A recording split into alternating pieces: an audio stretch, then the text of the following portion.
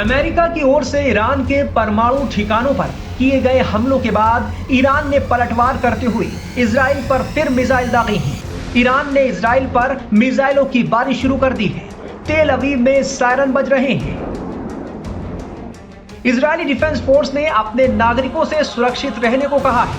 खबर है कि ईरान ने इजराइल पर 30 से ज्यादा मिसाइल दागे। इनमें ज्यादातर मिसाइलों को इजराइल ने इंटरसेप्ट कर दिया। हालांकि ये अभी साफ नहीं है कि ईरान के इस ताजा मिसाइल हमले से इजराइल का कितना नुकसान हुआ है। उधर ईरान के विदेश मंत्री ने परमाणु ठिकानों पर अमेरिकी हमलों पर कहा है कि यह अमेरिका की ओर से यूएन चार्टर का खुला उल्लंघन है। सोशल मीडिया एक्स पर पोस्ट में उन्होंने कहा कि संयुक्त राष्ट्र सुरक्षा परिषद के स्थायी सदस्य अमेरिका ने ईरान के शांतिपूर्ण परमाणु प्रतिष्ठानों पर हमला करके संयुक्त राष्ट्र चार्टर, अंतर्राष्ट्रीय कानून और एनपीटी का गंभीर उल्लंघन किया है। आज सुबह की घटनाएं क्रूर हैं और इसका असर लंबे वक्त तक देखने को मिलेगा। संयुक्त राष्ट्र के हर सदस्य को इस बेहद खतरनाक, अराजक और आपराधिक व्यवहार से चिंतित होना चाहिए। अमेरिका ने रविवार सुबह ईरान के फोर्दो, नतांज और इस्फहान के परमाणु ठिकानों पर हमले किए।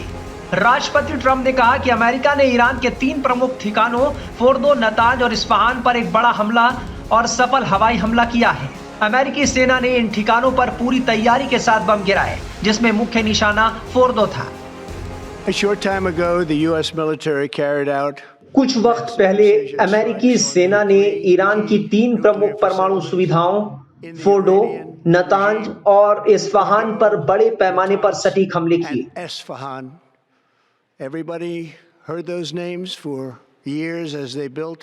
हर किसी ने सालों तक उन नामों को सुना है जब उन्होंने इस भयावह विनाशकारी उद्यम का निर्माण किया था।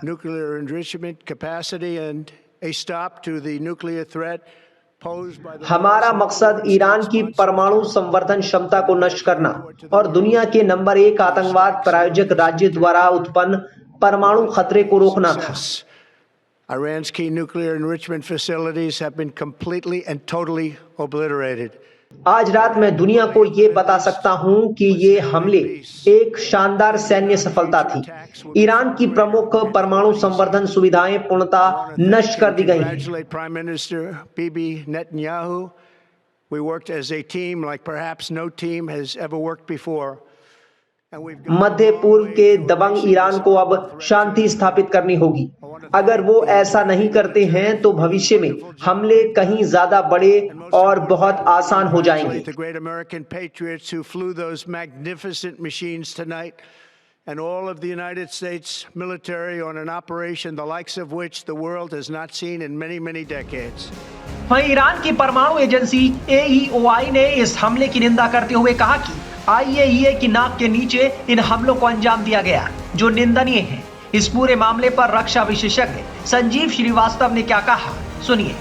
देखिए, यूनाइटेड स्टेट्स ऑफ अमेरिका के द्वारा एक बहुत ही बड़ी मिलिट्री कार्रवाई की गई है और ये अमेरिका के स्ट्रेटजिक बॉम्बर्स के द्वारा ईरान के 3 न्यूक्लियर साइट्स फोर्दो, नतांज और इस्फहान पर एक बड़ा हमला किया गया है और इस बात की प्रबल संभावना दिखाई दे रही थी कि यूनाइटेड स्टेट्स ऑफ अमेरिका ऐसी किसी सीधी मिलिट्री कार्रवाई में उतर सकता है, क्योंकि चाहे वो आज का यूनाइटेड स्टेट्स ऑफ अमेरिका का ट्रंप प्रशासन हो या पिछले अन्य अमेरिकी प्रशासन रहे हों, सभी ने इस बात की संकल्पबद्धता लगातार व्यक्त की थी कि वो ईरान को न्यूक्लियर वेपन्स एक्वायर नहीं करने देंगे।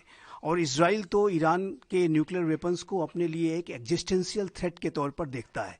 तो ऐसे में जब ईरान अपने न्यूक्लियर वेपन्स के प्रोग्राम को तेज गति से आगे बढ़ा रहा था और IAEA की बोर्ड ऑफ गवर्नर्स की बैठक में भी इस बात को स्वीकार किया गया था कि ईरान अपने यूरेनियम इनरिचमेंट के प्रोग्राम को तेज गति से आगे बढ़ा रहा है, तो ऐसे में ये जो बड़ी मिलिट्री कार्रवाई अपेक्षित थी, इमिनेंट थी और ये जो एक्शन इजराइल ने लिया और उसके बाद अब अमेरिका जिस तरह से सीधे इस पूरे युद्ध में उतर गया है, वो जाहिर है कि एक मेजर एस्केलेशन है और ये एक बड़ी मिलिट्री कार्रवाई अमेरिका ने की है और मेरे असेसमेंट के मुताबिक ईरान इसे जरूर रिस्पॉन्ड करेगा।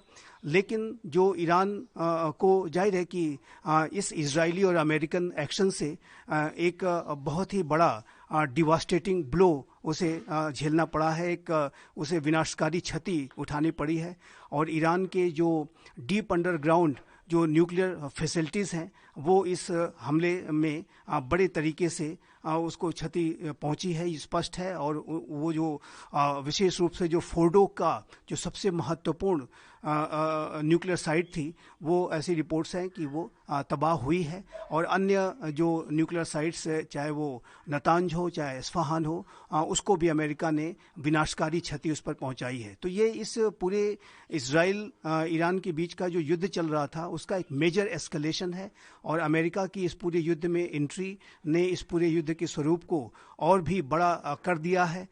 ईरान इसे जरूर रिस्पॉन्ड करने की कोशिश करेगा, लेकिन मेरा ऐसा मानना है कि यदि ईरान ने कोई और भी बड़े कदम उठाए इजराइल के ऊपर या अमेरिका के बेसिस के ऊपर, अगर ईरान ने कोई बड़ा एक्शन लिया तो फिर आने वाले समय में अमेरिका और इजराइल संयुक्त रूप से ईरान के ऊपर फिर से कोई बड़ी कार्रवाई कर सकते हैं, और जो कि ईरान के लिए और भी ज़्यादा घातक साबित हो सकता है।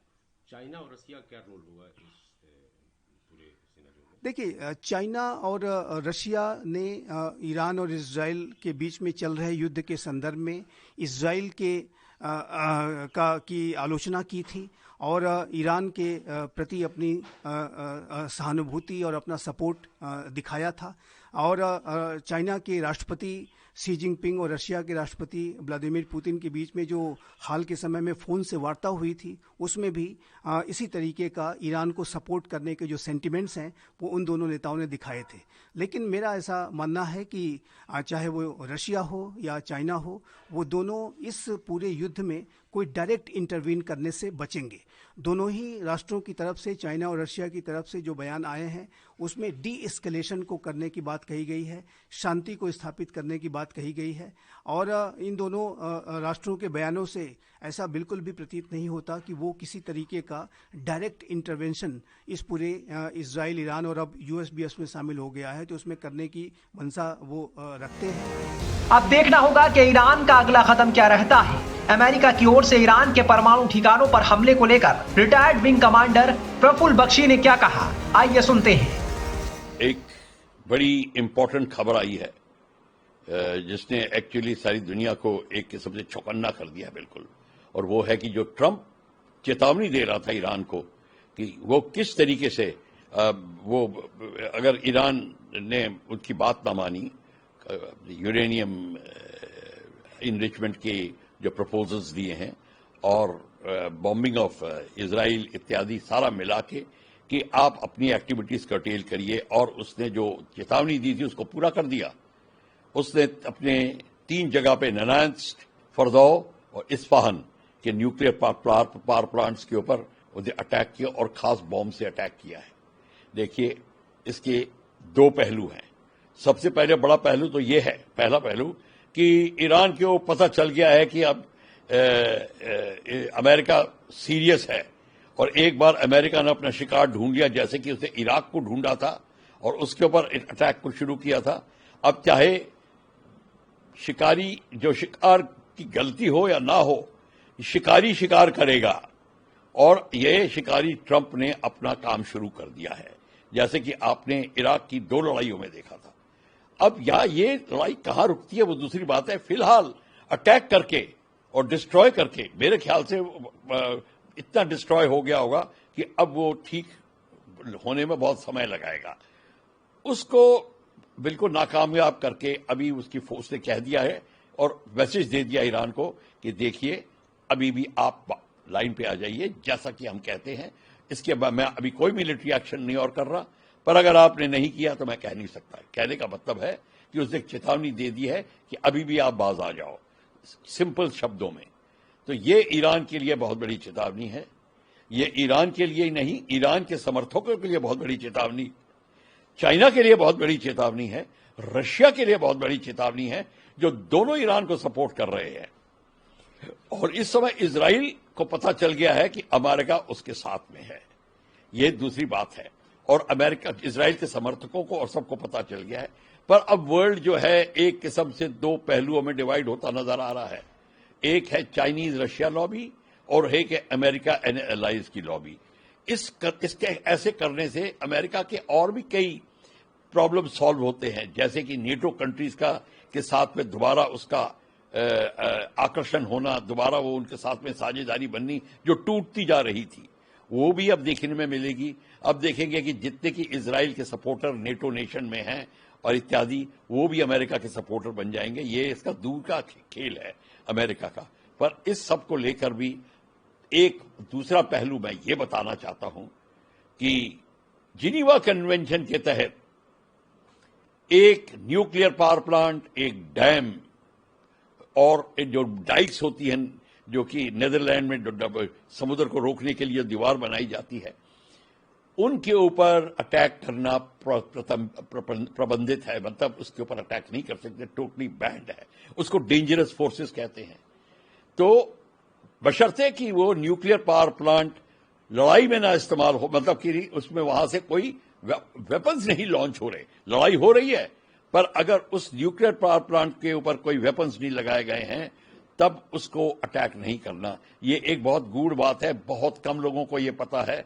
और इसके तहत अमेरिका को एक जिसको कहते हैं उसके ऊपर केस लगाया जा सकता है इंटरनेशनल क्रिमिनल कोर्ट के ऊपर कि उसने डेंजरस फोर्स के ऊपर अटैक किया है। कोई उसके ऊपर कोई वेपन नहीं था, वहां से कोई मिसाइल नहीं लॉन्च हो रही थी। तो ये एक अलग चीज है। और अमेरिका की और ईरान की लड़ाई थी ही नहीं।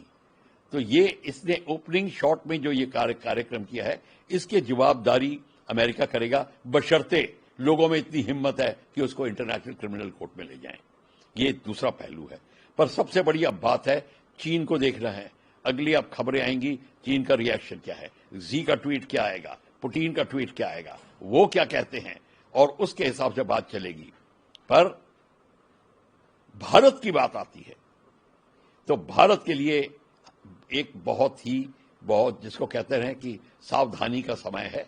हमको ये बहुत सावधानी से इस सारे डेवलपमेंट को देखनी पड़ेगी कि अब हो क्या रहा है।